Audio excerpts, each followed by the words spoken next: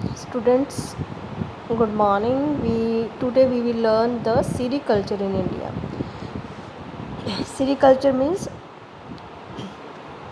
ਰੇਸ਼ਮ ਦੇ ਕੀੜੇ ਪਾਲਣਾ। ਤੇ ਸਭ ਤੋਂ ਪਹਿਲਾਂ ਅਸੀਂ ਅੱਜ ਕਰਾਂਗੇ ਹਿਸਟਰੀ ਦੇ ਅਕੋਰਡਿੰਗ ਰੇਸ਼ਮ ਦੇ ਕੀੜੇ ਪਾਲਣਾ ਜਾਂ ਸੀਰੀਕਲਚਰ ਜਿਹੜਾ ਹੈਗਾ ਇਹ ਬਹੁਤ ਹੀ ਪੁਰਾਣਾ ਸਹਾਇਕ ਧੰਦਾ ਹੈਗਾ।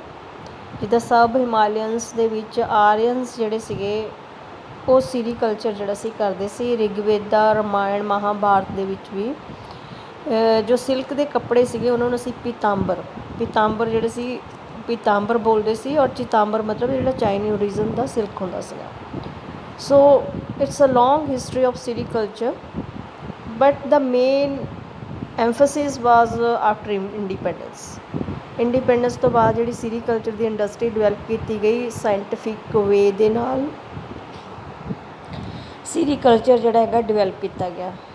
ਤੋ ਇੰਡੀਆ ਜਿਹੜਾ ਹੈਗਾ ਇਹ ਪ੍ਰੋਡਿਊਸ ਕਰਦਾ ਹੈਗਾ ਮੇਨ ਸਿਲਕ ਕਿਹੜੇ ਵੋਰਮਸ ਤੋਂ। ਉਹ ਵਰਾਇਟੀਜ਼ ਹੈਗੀਆਂ ਸਿਲਕ ਦੀਆਂ ਜਿਹੜੀਆਂ 5 ਵਰਾਇਟੀ ਇੰਡੀਆ ਦੇ ਵਿੱਚ ਹੈਗੀਆਂ ਆ। ਇੱਕ ਵਰਾਇਟੀ ਹੈਗੀ ਆ ਮਲਬਰੀ ਸ਼ਹਿਤੂਤ ਨੂੰ ਕਹਿੰਦੇ ਹੈਗੇ ਆ, oak tasar, tropical tasar, eri and muga. ਇਹ 5 ਵਰਾਇਟੀਜ਼ ਹੈਗੀਆਂ ਜੋ ਇੰਡੀਆ ਪ੍ਰੋਡਿਊਸ ਕਰਦਾ ਹੈਗਾ। ਜਿਹੜਾ ਬੋਂਬੈਕਸ ਮੋਰੀ ਹੈਗੀ ਆ, ਇਹ ਜਿਹੜਾ ਕੀੜਾ ਹੈਗਾ feeds on the leaves of Morus. ਇਸ ਕਰਕੇ ਇਹ ਜਿਹੜਾ ਸਪੀਸ਼ੀਜ਼ ਹੈਗੀਆਂ ਇਹ ਸਿਲਕ ਜਿਹੜੀ ਹੈਗੀ ਆ ਕਿਹੜੀ ਪ੍ਰੋਡਿਊਸ ਕਰਦਾ ਹੈਗਾ, ਮਲਬਰੀ ਸਿਲਕ। ਅਤੇ ਮਲਬਰੀ ਸਿਲਕ ਜਿਹੜੀ ਹੈਗੀ ਆ 98% ਤੋਂ ਜ਼ਿਆਦਾ ਜਿਹੜੀ ਹੈਗੀ ਆ ਉਹ ਸੀਰੀਕਲਚਰ ਸਟੇਟਸ ਜਿਹੜੀਆਂ ਹੈਗੀਆਂ ਉਹਦੇ ਵਿੱਚ ਬਣਦੀ ਹੈਗੀਆਂ। ਕਿਹੜੀਆਂ ਸਟੇਟਸ ਹੈਗੀਆਂ? Karnataka, Andhra Pradesh, West Bengal, Tamil Nadu and Jammu Kashmir. ਇਹ 5 ਸਟੇਟਸ ਹੈ ਜਿੱਥੇ ਕਿ ਮਲਬਰੀ ਸਿਲਕ ਜਿਹੜੀ ਹੈਗੀ ਆ ਇਹ ਬਣਦੀ ਹੈ। ਜਿਹੜੀ ਮੋਗਾ ਸਿਲਕ ਹੈਗੀ ਆ, ਮੋਗਾ ਸਿਲਕ ਐਂਥੀਰੇਸ਼ੀਆ ਐਸਾਮੈਂਸਿਸ ਜਿਹੜਾ ਹੈਗਾ ਆ ਉਹ ਇੰਡੀਆ ਦੇ ਵਿੱਚ ਬਣਦੀ ਹੈਗੀ ਆ। ਪ੍ਰੋਡਕਸ਼ਨ ਆਫ ਮੋਗਾ ਸਿਲਕ ਜਿਹੜੀ ਹੈਗੀ ਆ ਇਹ ਬ੍ਰਹਮਪੁੱਤਰਾ ਵੈਲੀ ਆਫ ਨਾਰਥ ਈਸਟਰਨ ਏਰੀਆ ਦੇ ਵਿੱਚ ਬਣਦੀ ਹੈਗੀ ਆ। ਅਤੇ ਮੋਗਾ ਸਿਲਕ ਜਿਹੜੀ ਹੈਗੀ ਆ ਇਹਦੇ ਜਿਹੜੇ ਵੋਮ ਹੈਗੇ ਆ ਸਿਲਕ ਵੋਮ ਉਹ ਫੀਡ ਕਰਦੇ ਹੈਗੇ ਆ ਸੋਮ 'ਤੇ। ਸੋਮ ਦਾ ਨਾਮ ਹੈਗਾ ਮੈਚਿਲਸ ਬੰਬਾਈਸਿਨ ਐਂਡ ਸਵੈਲੂ 'ਤੇ ਕਰਦੇ ਹੈਗੇ ਆ ਲਿਟਸੀਆ ਪੋਲੀਐਂਥਾ। ਲੀਵਸ ਦੇ ਉੱਪਰ ਜਿਹੜੇ ਹੈਗੇ ਆ ਲੀਵਸ 'ਤੇ ਮੋਗਾ ਸਿਲਕ ਬਣਦੀ ਹੈਗੀ ਆ।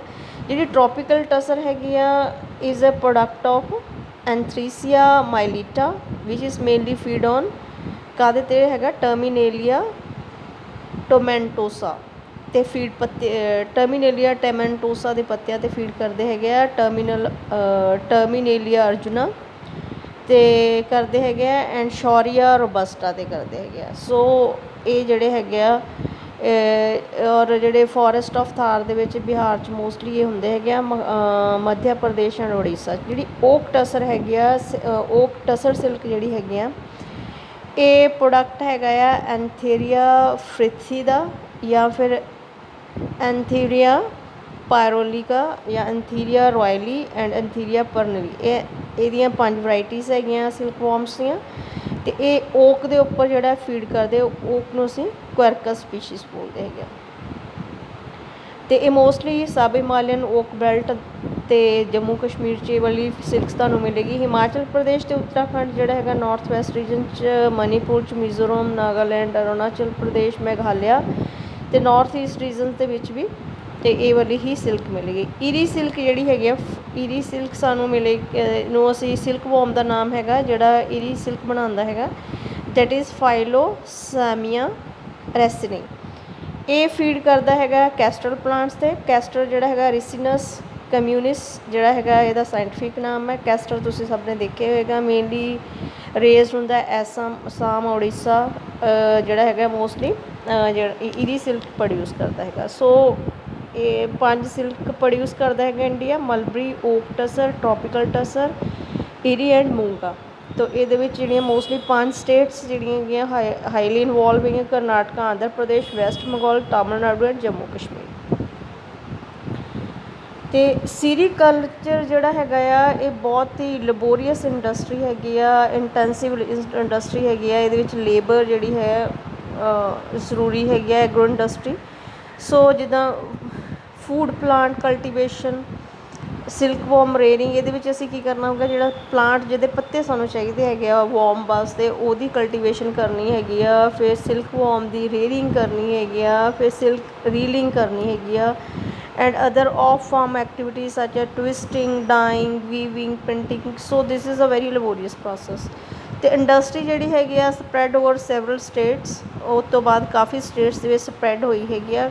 ਸੋ ਜੋ ਹੈ ਡੋਮੈਸਟਿਕ ਅਤੇ ਫੋਰਨ ਮਾਰਕੀਟ ਦੇ ਵਿੱਚ ਵੀ ਸਿਲਕ ਜਿਹੜੀ ਹੈਗੀ ਆਉਂਦੀ ਹੈਗੀ ਆ। ਸੀਰੀਕਲਚਰ ਜਿਹੜੀ ਹੈਗੀ ਆ socio economic impact of Indian socio economic largely due to the suitability for small and marginal farm holdings, self-employment and low investment with high returns. ਸੋ ਲੈਬੋਰੀਅਸ ਜ਼ਰੂਰ ਹੈ, ਪਰ ਇਹਦੇ 'ਚ ਜਿਹੜੀ ਇਨਵੈਸਟਮੈਂਟ ਹੈਗੀ ਆ ਉਹ ਘੱਟ ਹੈਗੀ ਆ, ਰਿਟਰਨ ਜਿਹੜਾ ਹੈਗਾ ਉਹ ਜ਼ਿਆਦਾ ਹੈਗਾ। So favourable weather will quicker returns and high market demands also ensure quick marketing of the product. So ਇਹ ਸਾਰੇ ਜਿਹੜੇ ਫੈਕਟਰ ਹੈਗੇ ਆ ਕੰਟਰੀਬਿਊਟ ਕਰਦੇ ਹੈਗੇ ਆ growth of silk industry in the country. So it is a suitable farm-based economic enterprises which provide ample work for women folks in the rural area, and particularly silkworm rearing, silkworm reeling, and men work in the field and also engaged in the weaving. So also found more suitable even for small farm holdings and less capital investment, and positively farmers favor जो है गया rural poor in unorganized sectors. So the technology and local skill which was within the reach of the rural community enable better and quick returns with higher benefits. So cost ratio compared to other cash crops. ਸੋ ਇਹ ਵਾਲੀ ਜਿਹੜੀ ਸਹਾਇਕ ਧੰਦਾ ਹੈਗਾ ਉਹ ਜਿਹੜਾ ਕਿਸਾਨ ਕਰ ਸਕਦੇ ਹੈਗੇ, ਇਹਦੇ ਵਿੱਚ ਮੈਂ both female farmers and male farmers ਜਿਹੜੇ ਹੈਗੇ ਆ ਦੇ ਕੈਨ ਇਕੁਅਲੀ ਪਾਰਟੀਸਪੇਟ, ਕਿਉਂਕਿ ਦੀ ਸਕਿੱਲ ਡਿਵੈਲਪਮੈਂਟ ਆ ਜਾਂ ਟ੍ਰੇਨਿੰਗ ਜਿਹੜੀ ਹੈਗੀ ਆ ਕਾਫੀ ਅੱਛੀ ਤਰ੍ਹਾਂ ਦਿੱਤੀ ਜਾਂਦੀ ਹੈ ਉਹਨਾਂ ਨੂੰ। ਔਰ ਇਨਵੈਸਟਮੈਂਟ ਘੱਟ ਹੋਣ ਕਰਕੇ ਲੋਅਰ ਫਾਰਮਰਸ ਜਿਹੜੇ ਹੈਗੇ ਆ ਉਹ ਜੋ poor community also can participate in this business, ਲੇਕਿਨ ਜਿਹੜੀ ਆਊਟਪੁੱਟ ਹੈ ਉਹ ਜ਼ਿਆਦਾ ਹੈਗੀ ਆ। ਅਤੇ ਇੰਡੀਆ ਜਿਹੜਾ ਹੈਗਾ ਇਹ ਸੈਕਿੰਡ ਪੋਜੀਸ਼ਨ 'ਤੇ ਹੈਗਾ ਸਿਲਕ ਪ੍ਰੋਡਕਸ਼ਨ ਕੰਟਰੀਜ਼ ਇਨ ਦਾ ਵਰਲਡ। ਪਹਿਲੇ ਨੰਬਰ 'ਤੇ ਚਾਈਨਾ ਹੈਗਾ, ਅਤੇ ਜਿਹੜੀ ਪ੍ਰੈਜੈਂਟ ਪ੍ਰੋਡਕਸ਼ਨ ਹੈਗੀ ਆ ਸਿਲਕ ਦੀ ਉਹ 18320 ਮੀਟ੍ਰਿਕ ਟਨ ਹੈਗੀ ਆ।